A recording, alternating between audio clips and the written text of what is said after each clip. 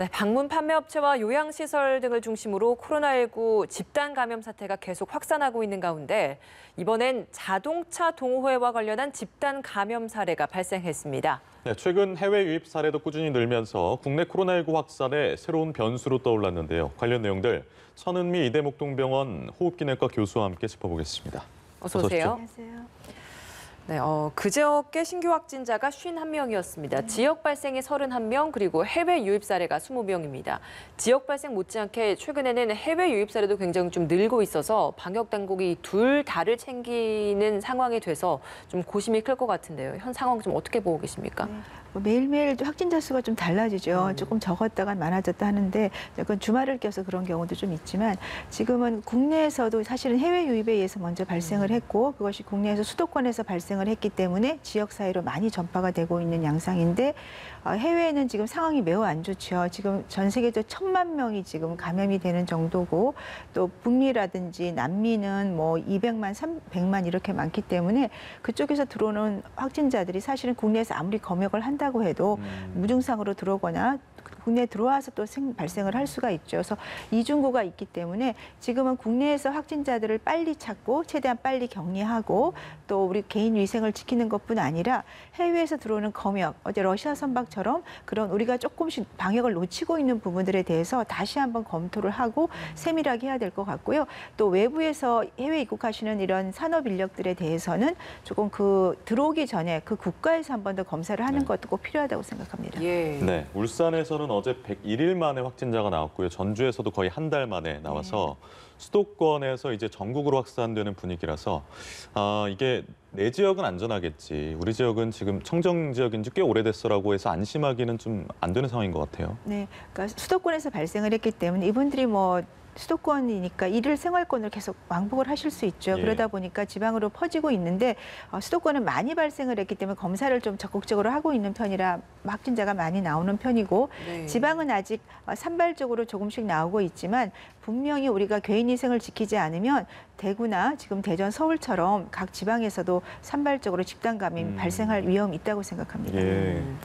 정부가 어제 코로나19 장기화에 대비하는 차원에서 확진자 격리 해제 기준을 좀 완화하는 내용을 발표를 했습니다. 보면 무증상자는 열흘간 증상이 없으면 격리를 해제할 수 있고 유증상자는 발병 열흘 뒤에 72시간 동안 증상이 호전되면 해제하게 되는 겁니다. 그러니까 병상 확보를 위한 차원이라고는 하는데 어떤 일정 부분에 좀 구멍이 생긴다거나 이럴 우려는 없겠습니까?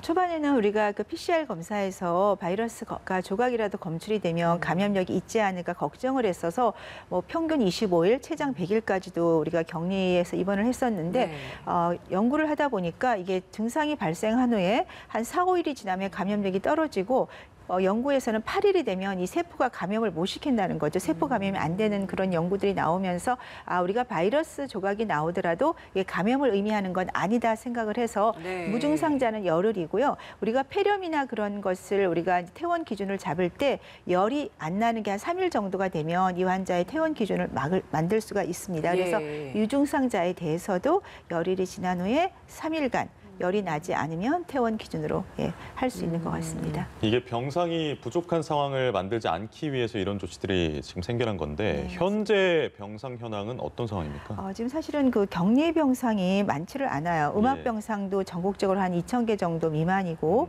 또 중환자는 100개 미만인데 지금 이제 충북 대전에서 좀 많이 발생을 하고 있는데 대전의 병상은 지금 중환자가 3개 정도밖에 안 남았다고 합니다. 그런가요? 그렇기 때문에 좀 충청도 지역에 대해서 우리가 조금 더 걱정을 많이 하는 편이고 수도권이 만일에 발생을 한다면 더 어렵겠죠. 그래서 격리 병상이나 음압실 중환자 병상을 확보하는 차원 그리고 2차 혹시 대유행에 대해서도 우리가 확보를 해야 되기 때문에 일반적인 경증 환자는 생활치료시설에 격리를 했다가 일정 시간이 되면 퇴원을 하고 고령자나 기저질환 환자는 일반 병실에 입원을 하거나 음압병실에 입원을 하고 그 중환자가 되기 전에 우리가 이제 약이 좀 나왔지 않습니까? 그러니까 항바이러스제인 렘데시 렘데시비르라든지 렘데시비르. 그리고 우리가 덱사메타존 같은 경우는 일반 환자에 쓰면 도리어 나빠집니다. 그래서 산소를 필요로 한 환자에서는 한 29명 중에 1명 정도가 사망률이 감소된다고 되어 있고요. 그다음에 호흡기를 쓰는 환자는 9명 중에 1명 정도를 네. 사망률을 감소시킬 수 있다. 그래서 호흡기를 쓰는 환자한테는 이제 덱사메타존 같은 스테로이드를 써두면 도움이 되기 때문에 그런 약들을 최대한 초기에 투여를 하게 되면 중환자로 가는 그런 위율을 줄일 수가 있습니다. 알겠습니다. 어제도 저희가 이 소식을 전해드렸습니다만 부산 감천항에 입항한 러시아 선박 네. 현재까지 17명이 확진이 된 상황입니다. 근데 사실 이게 전자검역이 문제였잖아요. 네. 근데 러시아가 승선 검역 국가에 포함이 되지 않았던 부분 때문에 이렇게 지금 구멍이 생겼던 건데 때문에 러시아 역시도 승선 검역으로 좀 포함되는 대상 국가로 좀 들어갔어요. 근데 앞서서도 초반에 중남미 지역에 대한 확진자 는다라는 이야기도 해주셨고 미국, 유럽도 여전히 지금 확진자들이 많이 나오고 있어서 이런 승선 검역 대상 국가를 좀 늘려야 되는 게 아닌가. 러시아만 추가한다고 해서 괜찮을까라는 궁금증이 생기거든요.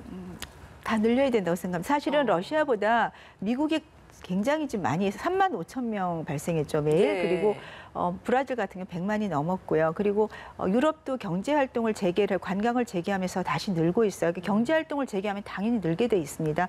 그런 상태에서 러시아만 하면 안 되죠. 지금은 사실 방역 요원, 검역 요원이 너무 부족하기 때문에 문제가 되지만 최대한 우리가 좀 어떻게 하든지 훈련을 하든지 투입을 해서 그쪽으로 방역을 해야 되고 항공기만 방역을 하는 바람에 지금 이제 항만에 대해서는 놓친 게 그렇죠. 있고요. 예. 러시아뿐 아니라 저는 그 위험 지역이 아니라 전국, 그러니까 전 세계적으로 확진자가 많이 발생하는 국가에 대해서는 다 승선 검역을 해야 된다고 생각합니다.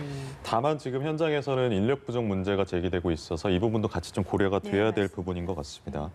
이제부터는 국내 사례를 좀 짚어볼게요. 자동차 동호회가 여의도 한강공원에서 자동차 동호회 그 모임이 있나 봐요. 그 모임에 이제 같이 이제 모였다고 합니다. 10명 정도가 모였는데 한 이 중에서 4명이 감염이 된 상태고 이 중에 1명이 또 2차 감염을 시키면서 총 5명이에요. 이게 실내에서 만난 게 아닌데 30분 정도밖에 한강에서 만난 게 아니라고 하는데 왜 이렇게 감염이 됐다고 보십니까? 좀 자세한 경로 파악이 필요하겠지만 밖에서 아마 대화를 했겠죠. 자동차에만 있지 않나 하셨을 거고 대화를 할 때 마스크를 벗었거나 좀 내렸을 수 분명히 있고요. 또 이제 뭐 간단히 다과나 차 같은 거 그런 것도 조금 드셨을 것 같아요. 그런 경로 파악을 하시다 보면 아마 이게 대화를 하는 과정에 우리가 제가 숨을 쉴 때도 바이러스가 나온다고 말씀을 드렸지 예. 않습니까? 예. 그 과정에서 당연히 감염될 수가 있죠. 우리가 대화할 때 1m 별로 못 지키시죠. 가까이서 대화하고 음식물을 드시기 때문에 아마 그런 과정에 감염이 되지 않았을까 생각합니다. 이게 야외인데도 사실 10명 중에 4명이면 절반가량이 다 그렇죠. 감염이 된 예. 거잖아요. 그러니까 우리가 보통 좀 탁 트인 야외 공간에서는 마스크가 이 더운 여름에는 쓰지 않아도 된다라는 마스크 새로운 뭐 지침도 발표가 되기도 했었는데 그렇다면 좀 이게 또 위험한 게 아닌가라는 생각도 그건 드네요. 2m 이상 공간을 두고 걸을 때 지금 이분들은 모여서 모여 대화를 있었으니까 더 했을 위험한 거고 거군요. 분명히 그중에 무증상 감염자는 아주 경한 증상자가 있었을 것 같아요. 그분이 본인도 모르게 이제 감염을 시켰다고 생각합니다. 예, 알겠습니다. 그 야외라도 저희가 좀 안심하면 안 된다. 마스크 착용 좀 중요하다라는 이야기를 좀 강조를 해주고 싶고요.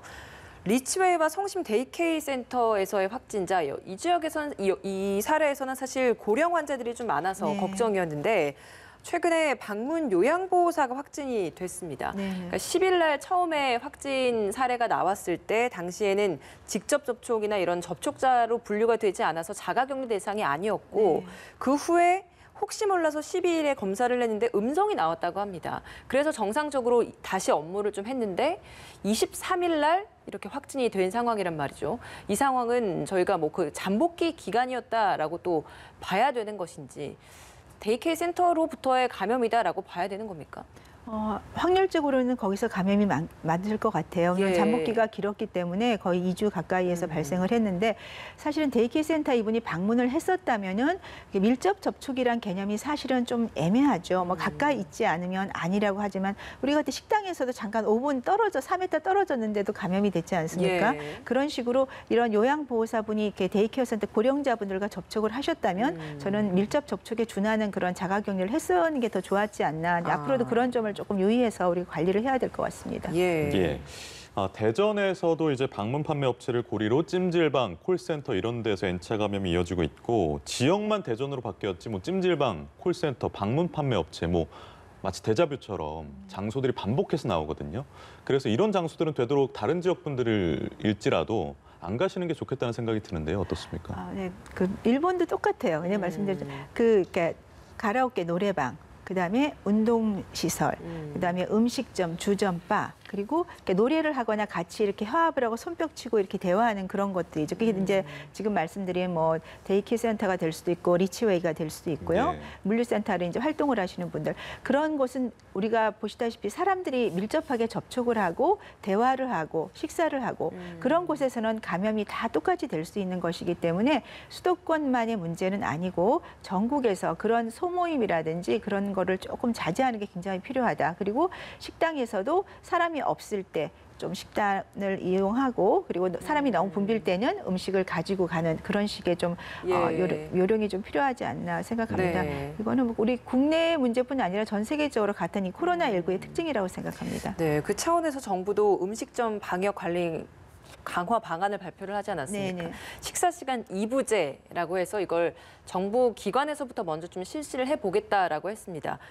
시간을 11시 반부터 12시 반, 그리고 12시 반부터 1시 반, 이렇게 1시간씩 좀 나눠서 손님들이 붐비는 걸 좀 줄이자라는 취지인 것 같은데, 실효성 문제가 이제 전반적인 모든 회사에서 이런 것들이 잘 적용이 돼야 될 텐데, 이런 방안이 나온다고 해서 이게 지침이 잘 지켜질지에 대한 우려도 있거든요. 네. 어떤 부분이 좀 더 필요하다고 보십니까? 식사 시간은 저 초반에도 저는 학교에서 저는 11시부터 1시까지 2시간 정도 나눠서 식사를 하면 좋겠다고 말씀드린 예. 적이 네. 있는데, 왜 그러냐면 이제 아무래도 밀집도가 떨어지게 되면 감염 위험이 떨어지거든요. 그리고 사실 우리가 일을 하다 보면 오늘은 내가 식사를 좀 빨리 하면 좋겠다 그런 분도 계시잖아요. 그리고 어떤 날에 좀 늦게 일이 끝나니까. 그래서 시간 여유를 두고 2부제로 하는 거는 그렇게 어렵진 않을 것 같아요. 회사에서 해보시면. 그리고 직원들이라든지 학생들도 좋을 것 같습니다. 그래서 이번 기회에 조금 2부제라기보다는 식사 시간을 넓혀주는 거죠. 네, 2시간 정도로. 네, 그렇게 하는 것은 좀 필요할 것 같고요. 좋은 예. 아이디어라고 생각합니다. 근데 이게 사실 사람들이 적게 가는 것도 중요하지만 그 장소의 오염도도 중요하잖아요. 네, 맞습니다. 만약에 이게 구분이 돼서 사람들은 적게 들어왔다고 하더라도 이미 좀 확진자가 감염이 된 사람이 거기를 방문했었다고 한다면 거기에 대한 관리나 소독이나 이런 것들도 꾸준히 잘 돼야 될 것 같아서 네네. 이 부분도 좀 중요하지 않을까요? 그러니까 식사 끝나고 나면 사실은 거기 테이블 정도는 닦아주는 예. 게 필요할 것 같고요. 우리도 이제 저희도 식당에서 칸막이가 있어요. 근데 칸막이가 있으면 어떤 점이 있냐면 대화를 못 하니까 그냥 빨리 먹고 나오게 됩니다. 그러니까 가려지기 때문에 대화를 못 해요. 잘 안 들리기도 네, 하더라고요. 들리지도 않고 예. 얼굴을 못 보니까 대화를 못 하니까 식사 시간이 굉장히 짧아지고 그러다 보니까 말을 안 하고 식사만 하고 오기 때문에 아무래도 감염 위험은 좀 떨어지는 면은 분명히 있습니다. 근데 이게 그러니까 구내 식당이나 이런 데는 1, 2부로 나눠서 할 수가 있는데 네, 문제는 이제 일반 음식점이잖아요. 네. 손님들 계속 받아야 이제 그분들도 거기는 생기기 1, 때문에. 2부제가 없죠. 계속 오시는 거니까. 이 실효성이 있는 대책이 조금 맞습니까? 실효성이 좀 어렵지요. 왜냐하면 오시는 손님을 못 오게 할 수도 없는 거고, 그래서 우리가 식당을 갈 때 너무 붐비지 않는 식단을 좀 가고, 그쪽에 음식이 너무 맛있어서 식사를 하시게 되면 조금 아까 말씀드려요. 그냥 가지고 오는 테이크아웃식으로 포장 쪽으로. 그 포장 쪽으로 해서 하시는 게 어떨까 생각합니다. 예, 치료제 이야기를 좀 해보도록 하겠습니다. 혈장 치료에 대해서 우리도 정부가 계속 연구를 하고 있는 걸로 알고 있는데 혈장 공여가 굉장히 중요했잖아요. 네. 신천지 대구교회 신도들이 혈장 공여를 하기로 했다고 합니다. 이런 부분들이 실제로 좀 어느 정도 도움이 되는 것일지도 궁금하네요. 네, 아무래도 혈장이 부족하다는 얘기가 나왔을 때 사실 확진자가 꽤 많았는데 조금 절차 문제 때문에 어려웠던 것 같은데 많이 협조를 해주셔서 아마 연구에 굉장히 도움이 될 것 같고요. 우리가 어떤 그런 샘플이나 그런 것이 있어야지만 연구를 할 수가 있거든요. 예. 연구 속도에 이제 박차를 가할 수가 있을 것 같고, 혈장 치료제나 혈청 치료제가 이제 국내에서 조금 활발하게 시작을 하고 있는 것 같습니다. 예. 그래서 국내는 국내대로 지금 열심히 또 이제 치료제나 백신을 만들고 있는 것 같고요. 또 해외에서는 지금 뭐 7월부터 지금 중국 같은 경우는 이미 2상이 끝난 게 2개가 있고요. 그다음에 미국 같은 경우도 7월이면 3상이 들어가고 영국도 8월엔 3상이 들어가기 때문에 늦어도 9월, 10월에는 아마 최소한 1~2개 백신은 나오지 않을까 지금 그런 기대를 하고 있습니다. 근데 예. 이게 혈장이 중요한데 항체가 증상이 별로 없었던 환자 같은 경우에는 두세 달 후면 항체가 사라진다 이런 이야기도 있던데 정말 그렇습니까? 네, 지금 최근 연구가 나온 거고요. 우리가 이제 무증상과 증상자를 비교를 해보면 이상하게 무증상자나 증상자를 검사를 해봤더니 바이러스 검출 기간이 무증상자가 평균 19일, 최장 45일이 있었고요. 그러니까 증상이 있는 분은 평균 14일 더 짧게 나오세요. 그런데 항체 검사를 해봤더니 증상이 있었던 사람은 무슨 말이냐면 몸 안에서 면역 체계가 바이러스와 싸우는 과정에서 증상이 나타나죠. 그러다 보면 면역 체계가 강하게 형성이 되니까 네. 항체 역가가 높을 뿐 아니라 떨어지는 속도가 느린 거예요. 그런데 증상이 없었던 무증상자의 경우에는 바이러스가 약하게 들어오니까 면역이 약하게 반응하면서 항체 역가가 빨리 떨어져서 항체가 생긴 이후에 6, 7주, 2, 3개월이 되니까 역가가 떨어지기 시작하는 거죠. 그럼 다시 감염될 수도 있다라는 그렇죠. 그래서 면역 패스포트라는 게 문제가 있다는 거고 미국의 그 감염 페우치라는 분이 말씀을 예. 하셨죠.